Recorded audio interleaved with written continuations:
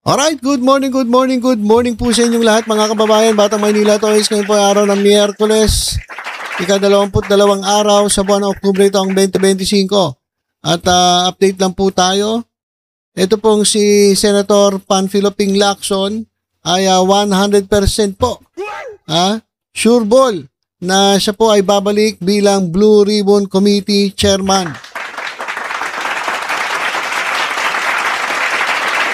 Ayon po yan kay Senate President Vicente Tito Soto III. So, sigurado na raw 100% na babalik si Senator Ping Lacson dyan po sa Blue Ribbon Committee Chair. Si Senator Ping Lacson po ay nag-resign dahil marami pong nagreklamo mga kapwa senador na mga iyakin. Na ayaw nilang sila'y kumbaga masasagasaan. Kasi po ito si Ping Lacson, sabi ko nga po sa inyo, kung ikaw ay sangkot, kung ikaw ay involved sa mga anomalya, sorry ka. Hindi ka pagtatakpan ni Senator Ping Lacson kasi ang gusto ng ibang senators, pagtakpan sila. Gusto nila, hindi sila pag-uusapan. Sabi nila, itong Senate, dapat pinoprotekta ng kapwa senador, hindi yung idinidiin ng kapwa senador. Pwede ba yun? Kung may kasalanan ka, bakit ka hindi ididiin? Kung may kasalanan ka, bakit ka matatakot? Diba? Sabi nga ng iba dyan ito dapat Senate ang magpoprotekta sa amin, tapos ito pa ang magdidiin sa amin. Kaya ang nangyayari, yung ilang majority members na madadamay sa usapin ng flood control anomaly, para mahinto yung investigasyon ay bumabaliktad. May nag-react nga, di ba, si JB? Si The Good One daw, The Good One. Sabi niya, iniisip ko na umalis sa majority. Kasi bakit ganun? Bakit senador ang pinag-iinitan? Bakit hindi yung mga mastermind?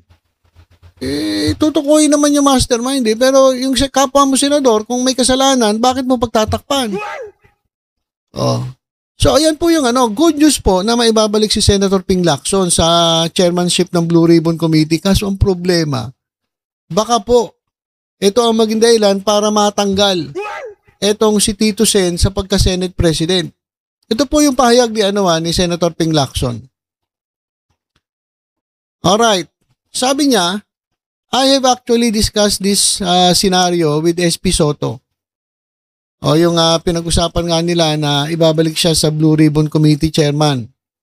Sabi niya, if I am elected again to head the committee, we should be ready for any and all consequences of my actions and decisions.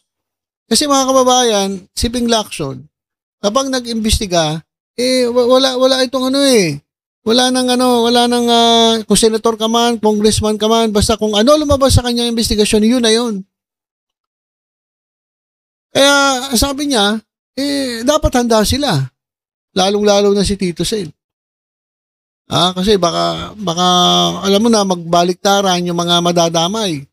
Kaya sabi niya, yung consequence ng aking actions and decisions, including ito yung magiging resulta, including losing some members of the majority bloc and consequently his Senate presidency.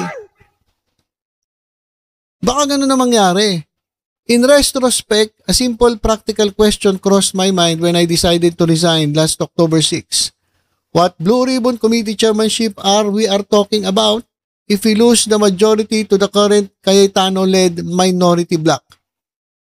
Having said all that, if I decide to get back at the Blue Ribbon Committee chairmanship, that question will no longer be a factor. So, ayun lang ang inaalala ni Lacson. Kasi sobrang alam mo yung pagkakaibigan ng dalawa. Si Tito Sen saka si Senator Ping Lacson, talagang grabe yung pinagsamahan nila. So, sige, babalik ako. Pero, maging handa kayo. Lalong-lalo na ikaw, Tito Sen. Kasi baka maraming mawala sa atin sa majority at mangyayari kapag nawala sila, mapupunta yung bilang sa minority, magiging Senate President si Cayetano. Kay Tito Sen, siguro, tatanggapin ni Tito Sen yun. Kasi wala tayong magagawa eh. Kinakailangan imbestigahan eh. Kinakailangan kamay na bakal sa investigasyon. Hindi pwede ilalamya-lamya at pagtatakpan mo yung mga senador na involved yan sa sa flood control scandal. Kaya kahit ano mangyari, isaludo pa rin ako dito kay Tito Sen at dito kay Senator Ping Lacson. Ang importante sa kanila, mailabas ang katotohanan. Mawala man siya sa chairmanship, mawala man siya si Tito Sen sa Senate presidency, importante lumabas ang katotohanan. Kaya hindi po tayo nagkamali na ilagay itong dalawang ito dyan po sa Senado. Alright, so pag-usapan naman natin itong si Bongo at itong si Senator Trillanes. Bumelta po si Senator Bongo dito kay Senator Trillanes. Kasi nga po kahapon ay sinampahan ng plunder case etong si Bongo at si dating Pangulong Rodrigo Duterte ni Trillanes dyan po sa Ombudsman. Ito po, balikan lang natin ng konti yung pagsampa ng kaso ni Trillanes. Ngayong araw na ito ay nag-file tayo ng plunder case laban kay Duterte, kay Bongo, sa tatay ni Bongo at sa kapatid niya. Ito ay tungkol sa 7 billion pesos worth na infrastructure projects na inaward nila Bongo at Duterte doon sa tatay at kapatid ni Bongo, at ito ay bawal at covered ito sa plunder law. Okay, 7 billion pesos ito at nagsimula ito nung mayor pa si Duterte hanggang nagpresidente. Kaya alam naman natin na magkadugtong ang bituka ni Bongo at Duterte, kaya hindi niya pwedeng ipagkaila na hindi na impluwensyahan ito. Halos 200 contracts ito.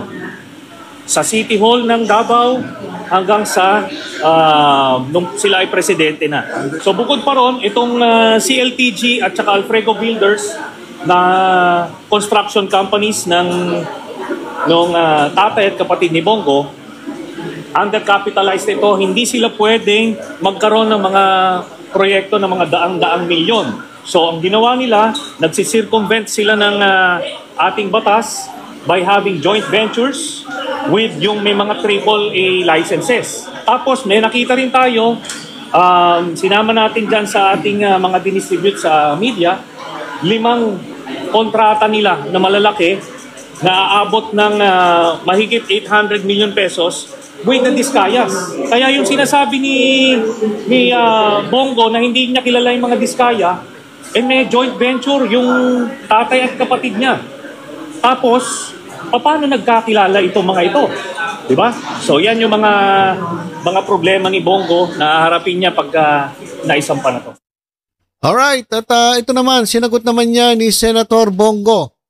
Sa kanina naman po, sa final sa amin, ni dating Pangulong Duterte at sa kapamilya ko, to Trillanes, you are barking at the wrong tree.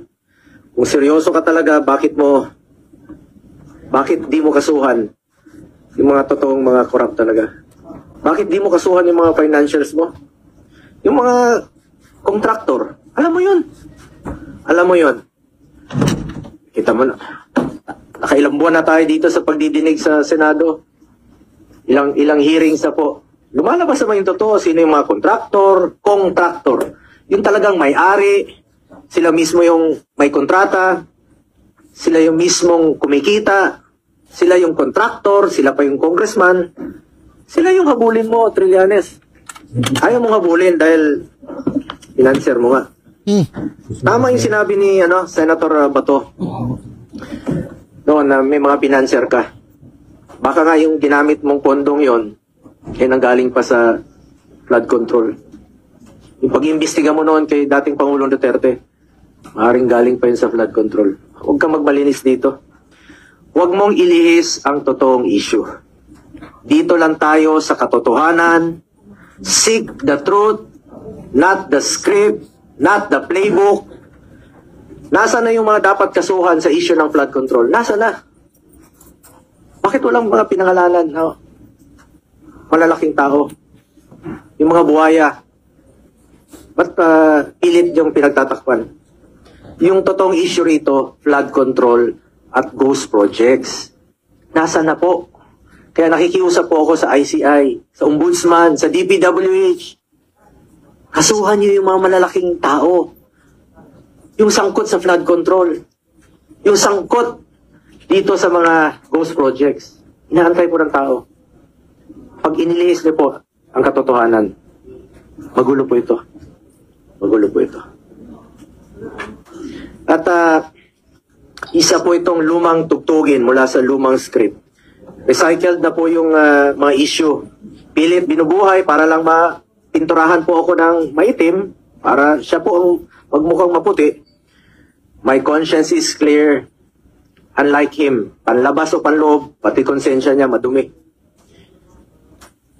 Ang layunin niya ay proteksyonan lang po ang kanyang mga financer at mga nasa likod ng black propaganda na ito. Ang dapat kasuhan ay ang mga financiers kasi sila po yung totoong mga nagnakaw. Hindi po ako magnanakaw. Hindi po ako kontraktor. Senador po ako na nagsiservisyo lang po sa ating mga kababayang Pilipino. At may delikadesa po ako. Yung prinsipyo ko po sa buhay, yan lang po ang pwede kong pangalagaan sa ngayon. Pangalan ko po at hindi ko sasayangin yan. Kesa sayangin natin dito sa walang kwentang paninira, tatrabaho na lang po ako. Serbisyo, pagmamalasakit at sipag po ang pwede ko ialay sa ating mga kababayang Pilipino. Tingnan niyo lang po, kung hindi ba recycled ito, rehash. 2018, September of 2018, bago yung halalan, no? Bago pa ako nag-file, unang tumakbo bilang senador. Nag-ingay na siya noon, siniraan na niya ako, siya pang senador noon, no? Ako hindi pa, kandidato pa lang. Same issue. Noong 2021, akala naman niya natatakbo ako. Same issue. July of 2021. Last year, nung ako po'y patakbo muli for re-election, July 6 of 2024. Same issue. Same. Yung suot niya, ayun, ay araw na ito. Ito, July of 2024, last year po ito.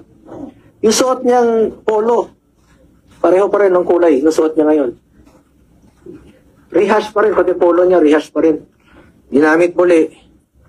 Yun pa rin ang ginamit niyang paninira sa akin. Para siya ang pumuti. Polo na nga siya ng puti para pumuti kunwari. Pero yung kanyang hangarin ay napaka dumi. Sa kanina naman po sa Okay, so yan naman yung yung respack ni Senator Bongo. At talagang na to, personal na tirahan na itong nangyari. Hindi na nga niya in-explain yung yung sinampang plunder case Hindi na siya tumutok dun sa issue. Tumutok na siya kay Trillanes. At pinagbibintangan niya si Trillanes na may mga financer na gustong sumira dito sa kanya, kay Bongo. At baka nga daw yung mga financer ay yung pondo ay naginamit para siraan daw siya ay galing pa raw sa flood control. So dapat maglabas din si Senator Bongo ng ebidensya na resibo. Hindi yung dakdak rin ng dakdak, di ba?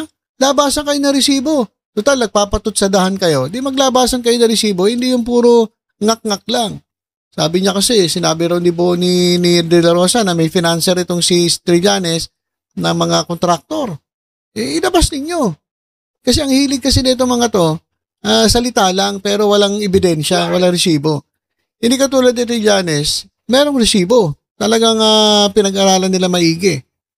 So, iyak po eh. Iyak po. Senator Bongo talaga na mga talagang sapul na sapul eh. Ramdam ko ang galit na galit siya kay Trillanes dahil dito sa sinampang kaso. At alam niyo ba mga kababayan, may balita na si Bongo ay ilang beses daw lumapit kay Trillanes para ayusin, para wag na isampa yung kaso. Ito mga kababayan pinadala niya sa akin para problema kasi ni Bongo, alam nyo, ilang conduit yung pinadala niya sa akin para para regluhin, para hindi siya isama. Pero hindi niya ako mabili ng pera niya eh. Di ba? Tapos yung mga sinasabi niya may mga ginawa akong mali. Alam mo, 6 years sila naghalokay sa akin. 30 cases yung final nila sa akin, mga libel cases, mga harassment cases lang. Ni isang corruption case wala sila nakita sa akin. Di ba? Ang tanong dito, sana kung magaling lang yung mga reporters na nandoon sa Senado kanina, sana sinabi, Mr. Bongo, kung meron kang nakitang mali or illegal na ginawa ni Trillanes, bakit di nyo kinasuhan nung 6 years kayong presidente? Ang ginawa na nila, sa sobrang desperado nila at wala silang nakitang kaso sa akin, yung pag-cancel na ng amnesty ko ang ginawa. Di ba? So, dapat makita ng mga kababayan natin na ano na lang ito, mga desperadong statements na lang ito from somebody na alam niya nang malapit na siya makulong. Ganun po yun. Senator, ano pong ibig ninyo sabihin na hindi kayo nabili ng pera? Was there an effort? Was there an initiative to... Yan ang tanongin mo sa kanya.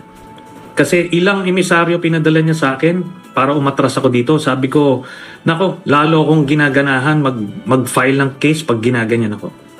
Nakaharap siya ng katapat na hindi nabibili ng pera kaya nandito tayo ngayon. Ganun lang yun. At next time kanyo, sabihin niyo sa kanya, kapag hinihingan siya ng reaction, wag naman niya basahin. Di ba? Naman niya basahin, pati yung mga cliche niya, mga quotable quotes, kailangan pang isulat nung staff niya. Alright, so yan po yung sinabi ni former Senator Antonio Trillanes. Tama naman eh. Di ba? Kasi binabasa ni Bongo yung kanyang speech. Kasi reaction lang, dapat, reaction mo. Hindi yung babasahin mo. Ibig sabihin, pati nga yung mga quotable quotes, binabasa pa rin. Dapat mabigyan ng reaksyon. At matindi, yung revelasyon ni Trillanes, na ito palang si Bongo ay lumapit sa kanya, nagpadala ng mga emisaryo para aregluhin. At wag nang isampa itong plunder case. Itigil na ni Trillanes yung mga ginagawa niyang mga expose laban kay Bongo at kay dating Pangulong Rodrigo Duterte. Pero sabi nga ni Trillanes, siya hindi nababayaran. Hindi mo siya madadaan sa pera. Kasi wala, ang dami kasi nilang pera no. One big happy family, mga kababayan Yan, daming pera Kaya walang problema sa kanila na magpadala ng emisaryo at mag-alok ng ganitong amount para mapatahimik itong si Trillanes. Hindi nyo kayang patahimikin to sa pera. So yan mga kababayan, yung ating update, iyak po si Bongo dito kay Trillanes. At abangan natin kung ano mangyayari. Nasa ombudsman na po ang kaso. At nasa ombudsman na po ang kaso. Kasi itong kasong ito, mga kababayan, sabi recycled. Actually, ito pong mga kasong ito ay ibinasura po ng dating ombudsman. Alam naman natin yung dating ombudsman, Maka Duterte. So, dinismiss. Ngayon, banana ko po dyan sa ombudsman. Yung ako po ngayon sa ombudsman, talagang gustong hanapin ang katotohanan na tumatayo sa tama. So, ifinile ni Trillanes uli at may dagdag pa. May additional charges pa na isinama. Kaya, ayan po ang abangan natin sa mga susunod na kabanata. Ano ang mangyayari? Sa kaso ni Bongo, ni dating Pangulong Rodrigo Duterte, at yung mga kamag-anak, yung tatay at kapatid ni Senator Bongo, na may-ari ng kumpanya, yung contractor na nakipag joint venture dito kay Diskaya, itong CLTG at itong Alprego. CLTG, Christopher Lawrence Tesorogo, pero sa tatay niya raw. Pero linaw-linaw, CLTG, Christopher Lawrence Tesorogo. So parang pinalalabas, may mga nababasa ako, mukhang dami lang. Kunwari sa tatay, pero ang construction company ay pag-aari di umano ni Senator Bongo. So yan mga kababayan, abangan natin ang development ng kasong ito at abangan na rin natin ang pagbabalik ni Senator Ping Lacson dyan po sa Blue Ribbon Committee at kung ano mangyayari. Magbabaliktaran ba yung mga senator na madadamay sa mga expose ni Senator Ping Lacson? At matatanggal ba bilang Senate President si Tito Sen? Ay, nangaabangan po natin mga kababayan. So for the meantime, tutok-tutok lang po kayo dito sa Batang Maynila to. Sa iba pang updates, ingat po tayong lahat. God bless po.